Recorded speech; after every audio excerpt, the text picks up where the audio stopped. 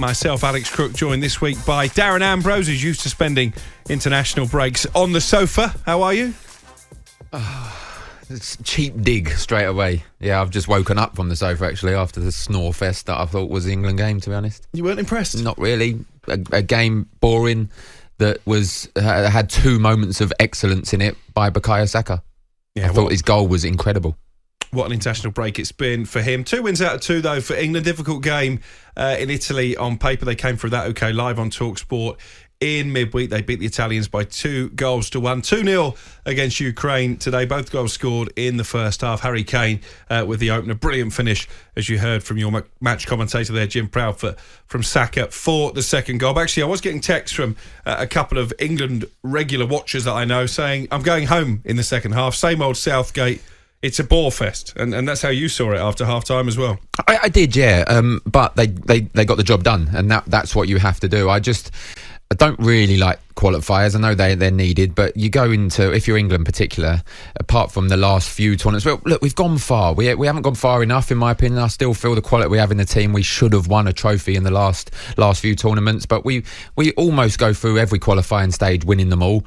We've beaten a poor Italy side, in my opinion, and almost let that slip in the second half. I thought they were poor, and today, yeah, it was a little bit boring. I didn't think the atmosphere was great either, and I think probably because the style of football we were playing, and like I said, Bukayo Saka is the moment of brilliance, 2 moments of brilliance. The cross for Harry Kane's goal, it was a good finish, got a little bit fortunate, and his goal itself was fantastic. And I'm sure a lot of Arsenal supporters would have been devastated to see him coming out into the second half actually, and then playing the full game. Yeah, Harry Kane played pretty much 80 minutes as well before Ivan Toney came on to make his debut. Proud moment for him, proud moment for Brentford and a lot of his former clubs as well, the likes of Peterborough United. I'm sure, knowing Barry Fry, will benefit financially from that as well. We might try and get hold of Barry Fry, actually, between now and 9 o'clock this evening. We will be hearing from a variety of names from Wembley, including the manager, Gareth Southgate, of course, hopefully a couple of players as well, maybe the skipper, Harry Kane, I was going to say Maguire then, with Faker. Rather, she's live in the tunnel. We will be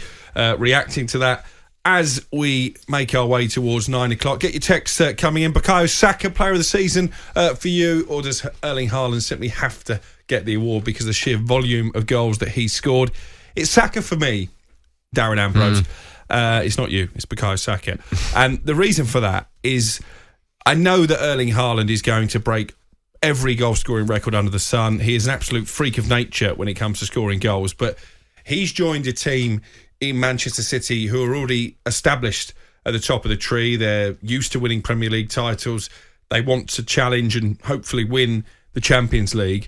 Arsenal at a very different stage of their development under Mikel Arteta, and it makes what the likes of Bukayo Saka at such a young age, Martinelli as well, and even Martin Ødegaard, the captain, driving them on. I think it makes it that much more impressive, the way that they're handling the pressure. Saka, 8 goals now for his country, the first player this season to move into double figures, both in terms of assists and goals scored. So for me, I think regardless of who wins the title, and I think it will be Arsenal, I've said that for a while, I think Bukayo Saka is the player of the season. Where do you stand on that? I think it depends who does win the title. I think that's what it comes down to. We've seen that a lot in terms of managers as well. More than likely, the manager that wins the title becomes manager of the season. I think it depends. The last 10 games for Arsenal, 11 games for Manchester City. I think if Manchester City pip Arsenal, which a lot of people are predicting will happen eventually, it has to be Erling Haaland. And I think, as you said, the record, the sheer amount of goals that he's scoring, he comes in and scores, which I still think he could score over 50 goals this season, probably over 40 Premier League goals. I think there's still a possibility he will win player of the season. But I have to agree that if Arsenal do go on to win the league, what normally happens is the people, the powers that be, the voters, they look at what was the reason, and one of the main reasons is Bukayo Saka and his form. I think he was fantastic again tonight. Already scored a goal more than his best season in the Premier League, and a goal more than his best season altogether in all comps, 13, 12 in the Prem. So I still think it comes down to who wins the title. I think if Man City do pip Arsenal, Erling Haaland will win it. And if Arsenal pip Manchester City, which they look favourites at the moment, it has to go to Bukayo Saka. The ridiculous thing is that we haven't mentioned Harry Kane, who in a poor Tottenham side has scored 21 goals in 28 Premier League games.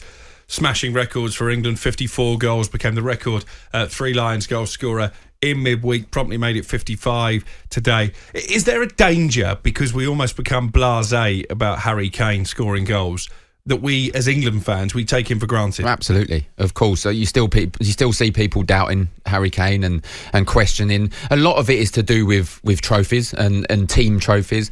I don't think that defines a individual player. I don't think it defines a world-class player. I think Harry Kane is world-class. You look at his numbers for many, many years. They're almost second. Well, they're second to none. You know, Erling Haaland's come in this season and been frightening, and Harry Kane's not a million miles away from that in a team that doesn't really attack, doesn't play attacking, free-flowing football in Tottenham. So I think, in terms of him being in England, I think he is taken for granted some of the time. Broken the record for Spurs this season, broken the record for England.